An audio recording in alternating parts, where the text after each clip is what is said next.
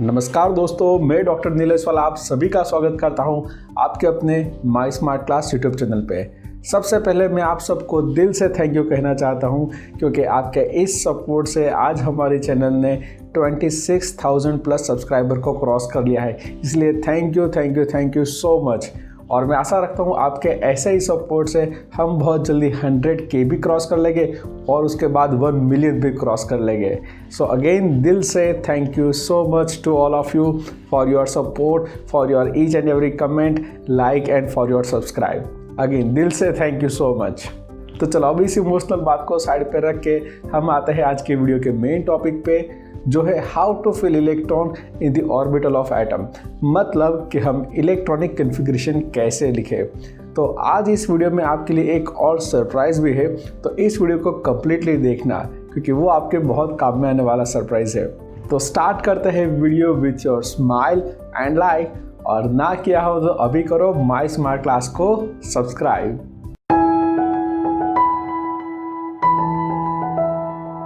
Welcome back दोस्तों। Traffic police तभी आपका चालान काटती है जब आपने कोई ट्रैफिक रूल को ब्रेक किया हो। वैसे ही इलेक्ट्रॉन कॉन्फ़िगरेशन फिलअप करते हुए हम तभी गलतियां करते हैं जब हमको इलेक्ट्रॉन फिलअप करने के रूल ना पता हो। तो हम पहले ये सब रूल सीखने वाले हैं कि कैसे इलेक्ट्रॉनिक कॉन्फ़िगरेशन को फिलअप किया जाए। तो उसके लिए सबसे पहले आता है ऑफ-बाउ रूल, जो बेस्ड है पाउलिस एक्सक्लूजन प्रिंसिपल एंड हूर्न्स रूल ऑफ मैक्सिमम मल्टीप्लिसिटी पे। तो चलिए दोस्तों, सबसे पहले सीखते हैं ऑफ-बाउस रूल। आप सभी ने बुक में रीड किया होगा और कहीं ना कहीं वीडियो में देखा ही होगा कि ऑफ-बाउ कोई साइंटिस्ट का नेम नहीं है। जर्मन में ऑफ-बाउ का मतलब होता है बिल्डिंग अप। आपके माइंड में ये क्वेश्चन जरूर आया होगा कि ये जर्मन कहाँ से आ गया। तो मैं आपको बता दूं कि Niels Bohr and Wolfgang Pauling ने 1920 में ये ऑफ-बाउस रूल दिया था। लेकिन ये जर्मन कैसे हो गए? नील्स बोर है जो बिलोंग करते हैं डेनमार्क से एंड पाउलिंग बिलोंग करते हैं हंगरी से, और इन दोनों जगह पे जर्मन लैंग्वेज यूज़ की जाती है। इसीलिए इन लोगों ने ऑफ-बाउ वर्ड वहाँ जर्मन लैंग्वेज से लिया था, जिसका मतलब होता है बिल्डिंग अप। जैसे कोई बिल्डिंग बनानी हो तो सबसे पहले बनता है उसका बेस, उसके बाद ground floor, then first, second, third, और वैसे करके बिल्डिंग बनती है। कभी आपने देखा है कोई बिल्डिंग ऊपर से नीचे आती हो? नहीं, पहले नीचे से बिल्डिंग बनती है और धीरे धीरे ऐसे ऊपर हम बिल्डिंग बनाते हैं। वैसे ही एटम में इलेक्ट्रॉन फिलअप करने के लिए ये रूल फॉलो होता है। सबसे पहले इलेक्ट्रॉन फिलअप होता है लोवेस्ट एनर्जी ऑर्बिटल में, और धीरे धीरे इलेक्ट्रॉन फिलअप किया जाता है हायर एनर्जेटिक ऑर्बिटल में। मतलब पहले लो एनर्जी ऑर्बिटल फिल होगी, उसके बाद धीरे धीरे हायर एनर्जेटिक ऑर्बिटल में इलेक्ट्रॉन फिलअप हो गए। तो अब इलेक्ट्रॉन फिलअप करने के लिए जो ऑर्बिटल का एनर्जी सीक्वेंस है वो मैंने यहाँ पे दिया है। जैसे सबसे लोवेस्ट होगी 1s, उसके बाद आएगी 2s, then 2p, then 3s, 3p, 4s, 3d and so on. पूरा सीक्वेंस मैंने यहाँ पे दिया है। अगर आपको ये पूरा एनर्जी सीक्वेंस याद रखना है तो ये डायग्राम आपके बहुत काम में आने वाला है, और उससे आपको ये पूरा एनर्जी सीक्वेंस याद रह जाएगा। अब माइंड में एक क्वेश्चन आएगा कि ये सीक्वेंस कहाँ से आ गया। ये यहाँ पे 2p के बाद 3s, फिर 3p और 3d आना चाहिए, लेकिन 3d की जगह 4s क्यों आ गया? ये एनर्जी डिफरेंस क्यों हुआ? तो उसके लिए मैं आपको थोड़ा याद कराऊं कि हमने जो क्वांटम नंबर वाला लास्ट वीडियो देखा था, अगर आपने ना देखा तो ऊपर आई बटन आता होगा, वो ज़रा जाके देख लीजिए, क्योंकि उसमें मैंने क्लियरली बताया था कि जब भी मल्टी इलेक्ट्रॉन सिस्टम होती है उसके अंदर ऑर्बिटल की एनर्जी फाइंड आउट करने के लिए हमें n प्लस l दोनों की वैल्यू चाहिए, और इन दोनों के वैल्यू से उस ऑर्बिटल की एनर्जी डिसाइड होती है। जिसकी n प्लस l वैल्यू सबसे कम उसकी एनर्जी कम, और जिसकी n प्लस l वैल्यू ज़्यादा उसकी एनर्जी ज़्यादा। चलिए विथ एग्जाम्पल मैं आपको बताता हूँ। लाइक हमारे पास 2s एंड 2p ऑर्बिट है, तो 2s ऑर्बिट में n और l की वैल्यू क्या होगी? यस, हमको पता है 2s में n की वैल्यू होगी 2 और l की वैल्यू होगी 0, तो 2 प्लस 0 आंसर आया 2। वैसे ही 2p ऑर्बिट की बात करें तो उसमें n वैल्यू है 2 एंड l वैल्यू है 1, मतलब 2 प्लस 1 आंसर आया 3। तो दोनों में से कौन कम हुआ? तो ऑफ कोर्स 2s ऑर्बिट की n प्लस l वैल्यू कम आई, इसलिए उसकी एनर्जी कम है, और 2p का आंसर आया 3, दैट मीन्स उसकी एनर्जी ज़्यादा है। तो ऑलवेज हमें n प्लस l वैल्यू को देख के ऑर्बिटल के एनर्जी को कंपेयर करना है, और जिसकी एनर्जी कम इलेक्ट्रॉन पहले वहीं जाएगा। लेकिन क्या होगा जब दो ऑर्बिटल के n plus l value same आए, just like 2p and 3s। आप दोनों में n plus L value count करो। देखो अगर मैं 2p की बात करूँ तो उसमें n वैल्यू होगी 2 और l वैल्यू होगी 1, मतलब 2 + 1 तो आंसर आए 3। वैसे 3s ऑर्बिट में भी ऐसा होगा, n वैल्यू है 3 और l वैल्यू है 0, तो 3 + 0 आंसर आ गया 3। तो दोनों की n plus l value same है। तो ऐसे केस में n प्लस l की वैल्यू जब सेम आती है तो जिस भी ऑर्बिटल की n वैल्यू कम हो उसकी एनर्जी लो होगी और इलेक्ट्रॉन वहाँ पे पहले फिलअप होंगे। सो 2p एंड 3s में दोनों की n प्लस l वैल्यू चाहे सेम हो, लेकिन n वैल्यू कम है 2p की तो एनर्जी कम होगी 2p की, तो पहले इलेक्ट्रॉन जाएगा 2p और उसके बाद जाएगा 3s। अब आपको बताना है 3d एंड 4p में किसकी एनर्जी कम होगी और इलेक्ट्रॉन पहले कहाँ जाएगा। आपको आंसर कमेंट सेक्शन में लिख के मुझे बताना है, तो जिससे ये क्लियर हो जाएगा कि आपको ये वाला पॉइंट क्लियर हुआ कि नहीं। अब आता है पाउलिस एक्सक्लूसिव प्रिंसिपल पे। 1926 में ऑस्ट्रियन हंगेरी के साइंटिस्ट वुल्फगैंग पाउलिंग ने ये प्रिंसिपल दिया था। उन्होंने बताया कि एक एटम के अंदर 2 इलेक्ट्रॉन के ऑल 4 क्वांटम नंबर कभी भी सेम नहीं हो सकते। उनकी n वैल्यू सेम हो सकती है, l सेम हो सकती है, m भी सेम हो सकता है, लेकिन उनका स्पिन क्वांटम नंबर कभी भी सेम नहीं हो सकता। अगर एक का स्पिन +1/2 है तो दूसरे का स्पिन -1/2 होगा। और ये वाला टॉपिक भी हमने बहुत अच्छे से एनिमेशन से हमारे क्वांटम नंबर वाले वीडियो में दिखाया है, और वो ऊपर आई बटन आता होगा, वहाँ पे जाके आप उसको भी देख सकते हो। और एक बात समझ लो कि जो sp-df ऑर्बिटल है तो उसमें s ऑर्बिट में मैक्सिमम 2 इलेक्ट्रॉन आ सकते हैं, p ऑर्बिट में मैक्सिमम 6 इलेक्ट्रॉन आ सकते हैं, d ऑर्बिट में मैक्सिमम 10 इलेक्ट्रॉन आ सकते हैं और f ऑर्बिटल में मैक्सिमम 14 इलेक्ट्रॉन आ सकते हैं। अगर हम कोई n शेल की बात करें तो उसमें 2n² जितने इलेक्ट्रॉन आ सकते हैं। तो ये आपको याद रखना है, जब भी इलेक्ट्रॉन फिलअप करते जाएंगे तो उस टाइम पे ये वाला नॉलेज आपके बहुत काम में आने वाला है। 1925 में फ्राइडरिच हून ने ये हून्स रूल दिया था। हून्स रूल समझने से पहले हम डीजेनरेट ऑर्बिटल को समझते हैं। ये डीजेनरेट ऑर्बिटल क्या है? आपको पता है कि p सब शेल में 3 ऑर्बिटल होती है, px, py, pz, और इन तीनों की एनर्जी सेम होती है। तो ये 3 ऑर्बिटल को हम डीजेनरेट ऑर्बिटल कहते हैं। वैसे ही डी सब शेल में आपको 5 ऑर्बिटल मिलती है और इन 5 ऑर्बिटल की एनर्जी भी सेम होती है, तो इनको भी डीजेनरेट ऑर्बिटल कहा जाता है। वैसे एफ की जो 7 ऑर्बिटल है उनको भी डीजेनरेट ऑर्बिटल कहा जाता है। मतलब जो ऑर्बिटल सेम एनर्जी की है, मतलब गिवन सब सेल में, तो उसको हम डीजेनरेट ऑर्बिटल कहेंगे। अब अकॉर्डिंग टू हून्स रूल कि ये जो डीजेनरेट ऑर्बिटल है उसके अंदर इलेक्ट्रॉन फिल कैसे होंगे, तो उनके अंदर पहले इलेक्ट्रॉन रहेंगे अनपेयर्ड और उसके बाद ही पेयरिंग होगा। अगर मैं p सब सेल की बात करूं जहां पे 3 ऑर्बिटल है, तो अगर मुझे 6 इलेक्ट्रॉन फिलअप करना हो तो पहले एक ऑर्बिटल में जाएगा, सपोज px में, देन दूसरा py में, थर्ड pz में, और उसके बाद पेयरिंग होगा px में, फिर 2 हो जाएंगे, मतलब एक की अप स्पिन दूसरे की डाउन स्पिन। उसके बाद 5th इलेक्ट्रॉन हेड होगा py में, डाउन स्पिन में, और फिर जाके आएगा 6th इलेक्ट्रॉन pz में। मतलब पहले तीनों के 3 अनपेयर्ड रहे और उसके बाद जाके पेयरिंग हुआ। तो ये होता है हून्स प्रिंसिपल ऑफ मैक्सिमम मल्टीप्लिसिटी। आपको समझ में आ गया ना कि अगर 6 इलेक्ट्रॉन p ऑर्बिटल में फिलअप करते हैं तो ऐसा नहीं कि 2 इलेक्ट्रॉन फिलअप करते जाए, ऐसा नहीं होगा। सबसे पहले सब ऑर्बिटल में एक इलेक्ट्रॉन फिल हो गए, उसके बाद ही पेयरिंग होगा।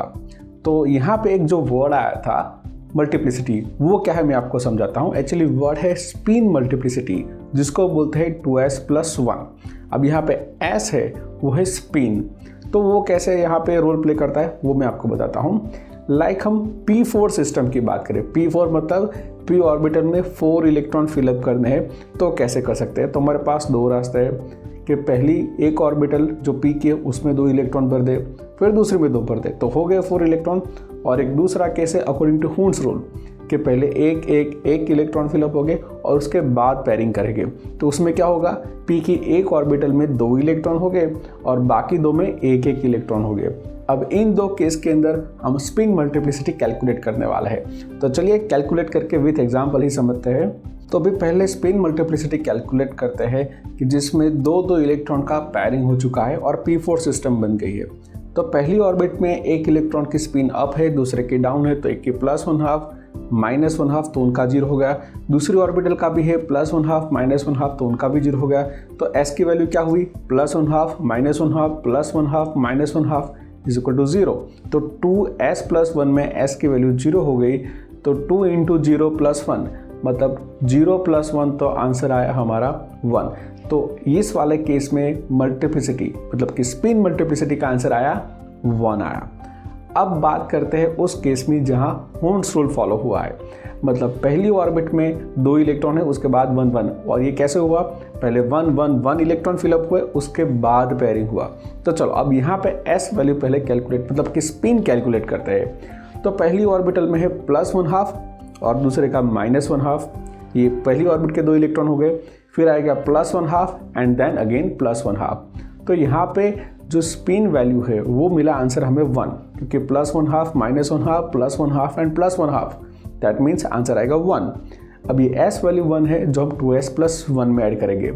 तो 2 × 1 + 1 तो आंसर कितना आया? 3 आया। तो यहाँ पे स्पिन मल्टीप्लिसिटी मिली 3। दैट मीन्स जिनकी स्पिन मल्टीप्लिसिटी ज़्यादा वो सबसे स्टेबल कन्फिग्रेशन। और इस केस में हमारा जो कन्फिग्रेशन वैसे हुआ है कि पहले डी की जो फर्स्ट ऑर्बिट थी उसमें 2 इलेक्ट्रॉन और बाद की 2 ऑर्बिट में एक एक इलेक्ट्रॉन आए। तो ये सबसे स्टेबल कन्फिग्रेशन है। सेम वे से हम d5 सिस्टम को भी समझा सकते हैं। d5 का मतलब है कि d ऑर्बिटल में 5 इलेक्ट्रॉन हो तो कैसे होगा? तो सिंपल, हम पहले करेंगे horn rule follow. That means sub orbital में 1 1 1 1 करते जाएंगे। तो सभी ऑर्बिटल में मतलब 5 ऑर्बिटल जो d की है उसमें एक एक इलेक्ट्रॉन आ गया, हॉर्न रूल फॉलो हो गया। अगर हम इस d ऑर्बिटल की स्पिन मल्टीप्लिसिटी कैलकुलेट करने जाए तो s वैल्यू कितनी होगी? +1/2 +1/2 +1/2 +1/2 एंड +1/2 दैट मीन्स 2.5 आया। अब इस 2.5 को हम इस इक्वेशन में रखेंगे 2s + 1 में, तो क्या होगा? 2 × 2.5 + 1 मतलब ये आंसर कितना हुआ? 5 + 1 तो आंसर आया 6। और अगर हम ये हॉर्न्स रूल फॉलो ना करें तो सीधा पहले 2 इलेक्ट्रॉन फर्स्ट ऑर्बिटल डी की, फिर दूसरे ऑर्बिटल में 2 इलेक्ट्रॉन, अब बचा सिर्फ एक, तो वो 1 इलेक्ट्रॉन रख दिया। तो यहाँ पे वो s वैल्यू कितनी होगी? +1/2 -1/2 +1/2 -1/2 and +1/2 that means 0.5 s value मिली। और इस वैल्यू को हम 2s + 1 में ऐड करेंगे तो क्या हमें आंसर मिलेगा? 2 × 0.5 + 1। 2 × 0.5 किया तो वो कितना होगा? 1 होगा। दैट मीन्स 1 + 1 तो आंसर आया 2। तो आपको जैसे ही दिख रहा है कि हाईएस्ट मल्टीप्लिसिटी कहाँ मिली हमें? जब सारे इलेक्ट्रॉन अनपैड रहे हैं तब, मतलब यहाँ पे हॉर्न्स रूल फॉलो हुआ है। और जहाँ पे हमें मैक्सिमम मल्टीप्लिसिटी मिली वो सबसे स्टेबल कन्फिग्रेशन होता है और यही है हमारा हॉर्न्स रूल। अब हमने ये 3 रूल्स सीख लिए हैं तो हम फिलअप करने वाले हैं इलेक्ट्रॉन इन ऑर्बिटल मतलब इलेक्ट्रॉनिक कन्फिग्रेशन लिखने वाले हैं। तो आपको इतना क्लियर हो गया है कि पूरा एनर्जी सीक्वेंस ऑर्बिटल का ये है जो हमने पहले देख लिया था अफबाउ रूल में। फिर हमने देखा पाउलीस एक्सक्लूजन प्रिंसिपल एंड हॉर्न प्रिंसिपल, और उन दोनों से हमें पता चला कि s ऑर्बिटल में मैक्सिमम 2 इलेक्ट्रॉन आएंगे, p में आएंगे 6, d में 10 और f में 14। और जो एनर्जी सीक्वेंस है और कैसे डिजेनरेट ऑर्बिटल में हो गया अरेंज वो भी हमने देख लिया है। तो चलो विथ एग्जांपल स्टार्ट करते हैं। पहले लेते हैं हाइड्रोजन जिसमें होता है 1 इलेक्ट्रॉन।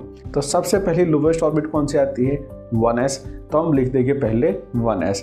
और कितने इलेक्ट्रॉन फिलअप करने? एक ही इलेक्ट्रॉन फिलअप करना है। तो हम उसको सुपरस्क्रिप्ट में मतलब 1s के ऊपर लिखेंगे 1 करके। दैट मीन्स ये 1s1 हुआ जो बताता है electronic configuration of hydrogen. Helium की बात करें तो हीलियम में होते हैं 2 इलेक्ट्रॉन। तो ये 2 इलेक्ट्रॉन कहाँ जाएंगे? तो सबसे लोवेस्ट ऑर्बिट हुई पहले 1s, तो 1s हमने लिख दिया। और पहले एक 1 इलेक्ट्रॉन गया जिसकी स्पिन +1/2 है। अब दूसरा इलेक्ट्रॉन भी s में ही एंटर होगा क्योंकि वो वैकेंट है ना अभी, तो दूसरा भी इलेक्ट्रॉन वो 1s में ही जाएगा, लेकिन उसकी स्पिन क्या होगी? -1/2। तो इस हिसाब से हीलियम का इलेक्ट्रॉनिक कन्फिग्रेशन होगा 1s2। लिथियम के केस में 3 इलेक्ट्रॉन है, तो पहले 2 इलेक्ट्रॉन तो चले जाएंगे 1s2 में जैसे हीलियम में हुआ था। अब जो 3rd इलेक्ट्रॉन है वो कहाँ जाएगा? तो 1s के बाद जो नेक्स्ट हायर एनर्जी लेवल आता है वो है 2s, तो वो इलेक्ट्रॉन जाएगा 2s में जाएगा।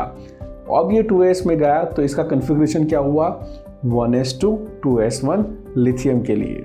बेरिलियम का इलेक्ट्रॉनिक कन्फिग्रेशन लिखना हो तो उसका हमें इलेक्ट्रॉन पता होना चाहिए। तो यहाँ पे जितने प्रोटॉन है उतने इलेक्ट्रॉन हो गए न्यूट्रल एटम के केस में। तो बेरिलियम में 4 इलेक्ट्रॉन है, तो इलेक्ट्रॉनिक कन्फिग्रेशन कैसे लिखेंगे? तो पहले 2 इलेक्ट्रॉन तो 1s2 में चले जाएंगे लाइक हीलियम, थर्ड इलेक्ट्रॉन जाएगा लिथियम के जैसे 2s में, और जो 4 इलेक्ट्रॉन बचा वो भी जाएगा 2s में। 2s का एक इलेक्ट्रॉन +1/2 में होगा तो दूसरा -1/2।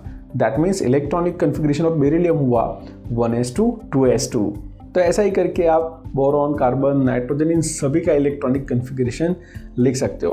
तो चलो अब सोडियम का एग्जांपल लेके हम समझते हैं इलेक्ट्रॉनिक कन्फिग्रेशन को। सोडियम के न्यूट्रल एटम में होते हैं 11 इलेक्ट्रॉन। तो सबसे पहले 2 इलेक्ट्रॉन जाएंगे 1s ऑर्बिट में, तो उसका कन्फिग्रेशन होगा 1s2। फिर बाकी के 2 जाएंगे 2s ऑर्बिट में, तो होगा 2s2। अब 1s2 2s2 में 4 इलेक्ट्रॉन कंप्लीट हो गए, तो बाकी बचे कितने? 11 में से 4 गए तो बचे 7। अब जो 2s के बाद नेक्स्ट हायर एनर्जी लेवल है वो है 2p का, और हमें पता है कि 2p में मैक्सिमम 6 इलेक्ट्रॉन जा सकते हैं, और हमारे पास अभी अवेलेबल है 7 इलेक्ट्रॉन। तो 2p में 6 इलेक्ट्रॉन हम फिलअप कर देंगे। तो अब क्या कन्फिग्रेशन हुआ? 1s2 2s2 2p6, और अभी भी हमारे पास 1 इलेक्ट्रॉन बचा है। तो 2p के बाद जो नेक्स्ट हायर एनर्जी लेवल है वो है 3s का, तो जो अब 1 इलेक्ट्रॉन बचा वो जाएगा 3s ऑर्बिटल में। तो अब हमारा सोडियम का इलेक्ट्रॉनिक कन्फिग्रेशन कंप्लीट हुआ, वो है 1s2 2s2 2p6 and 3s1।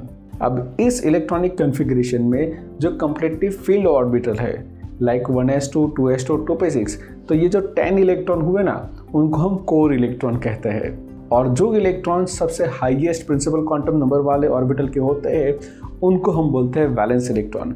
और हमारा ये सोडियम के केस में 3s1, मतलब जो 3s है वो सबसे हाईएस्ट प्रिंसिपल क्वांटम नंबर वाली ऑर्बिटल है, और उसमें 1 इलेक्ट्रॉन है। तो यहाँ के केस में, हमारे सोडियम के केस में जो 1 इलेक्ट्रॉन है वो है वैलेंस इलेक्ट्रॉन। रूल सबको पता होते हैं, लेकिन कुछ लोग इस रूल को फॉलो नहीं करते। वैसे इलेक्ट्रॉनिक कन्फिग्रेशन रूल में भी ऐसा होता है कि कुछ ऐसे केस है जहाँ पे ये रूल फॉलो नहीं होते हैं। लाइक क्रोमियम में 24 इलेक्ट्रॉन होते हैं, और इसका इलेक्ट्रॉनिक कन्फिग्रेशन हम लिखने जाए तो ऐसा होगा कि 1s2 2s2 2p6 3s2 3p6 4s2 and 3d4 होगा। अब ध्यान से देखो, यहाँ पे d ऑर्बिटल में 4 इलेक्ट्रॉन है। अब d में टोटल 5 ऑर्बिटल होती है, लेकिन यहाँ पे सिर्फ 4 इलेक्ट्रॉन है जो वहाँ पे अनपेयर्ड वे में फिलअप हुए हैं। तो ये वाला स्टेबल स्टेट नहीं है, क्योंकि जो ऑर्बिटल हाफ फिल हो या फुल फिल हो उसकी स्टेबिलिटी ज़्यादा होती है। तो अब यहाँ पे क्या होगा, जो हमारा 4s है उसमें से 1 इलेक्ट्रॉन जंप होके चला जाएगा हमारी 3d ऑर्बिटल में। अब जो कन्फिग्रेशन होगा 4s1 3d5 होगा, जो कंपैरेटिवली स्टेबल होगा। देखो यहाँ पे जो 4s है उसकी एनर्जी कम है, वहाँ से इलेक्ट्रॉन निकल के हायर एनर्जी में जंप कर रहा है, राइट। तो यहाँ पे रूल वायोलेट हो रहा है। हमारी 4s हाफ फिल्ड रही और हमारी 3d वो भी हाफ फिल्ड हुई, यहाँ से इलेक्ट्रॉन जंप होके 4s से 3d में गया। तो ये रूल वायोलेट हुआ यहाँ पे, और ये स्टेबल कन्फिग्रेशन है। सेम केस कॉपर के साथ भी ऐसा है। कॉपर में 29 इलेक्ट्रॉन होते हैं, तो इसका इलेक्ट्रॉनिक कन्फिग्रेशन होगा 1s2 2s2 2p6 3s2 3p6 4s2 and 3d9। Again 3d9 ये स्टेबल नहीं है, तो क्या होगा, 4s2 में से 1 इलेक्ट्रॉन जंप होके चला जाएगा 3d ऑर्बिटल में, तो वो हो जाएगा 3d10, और यहाँ पे होगा 4s1। अगेन रूल वायोलेट हुए, लेकिन ये स्टेबल कन्फिग्रेशन है और उसके लिए ये रूल वायलेट हुआ तो चलता है, क्योंकि यहाँ उसकी स्टेबिलिटी बढ़ गई है। तो याद रखिए, इनकम्प्लीट फील्ड ऑर्बिटल से हाफ फील्ड या फुल फील्ड ऑर्बिटल में स्टेबिलिटी ज़्यादा होती है, और वैसे ये सब अरेंज होता जाता है। आई होप इस वीडियो में आप सीख चुके हैं इलेक्ट्रॉनिक कन्फिग्रेशन कैसे फिलअप करना है। अगर आपका आंसर येस है तो इस वीडियो के डिस्क्रिप्शन में आपके लिए एक सरप्राइज क्विज मैंने रखी है। यस दोस्तों, अगर आप ये क्विज देते हो तो आपको इंस्टेंट आपके मार्क्स भी मिल जाएंगे, रिजल्ट मिल जाएगा, और आपके ईमेल एड्रेस पे मेरी ओर से आपको एक सर्टिफिकेट भी मिलेगा जो आपको आपके दोस्तों के साथ शेयर कर सकते हो। तो वीडियो अच्छा लगा हो तो लाइक एंड शेयर कर देना, और चैनल पे नए हो तो चैनल को सब्सक्राइब कर देना। तो मिलते हैं हमारे नेक्स्ट वीडियो में, तब तक bye and take care everyone.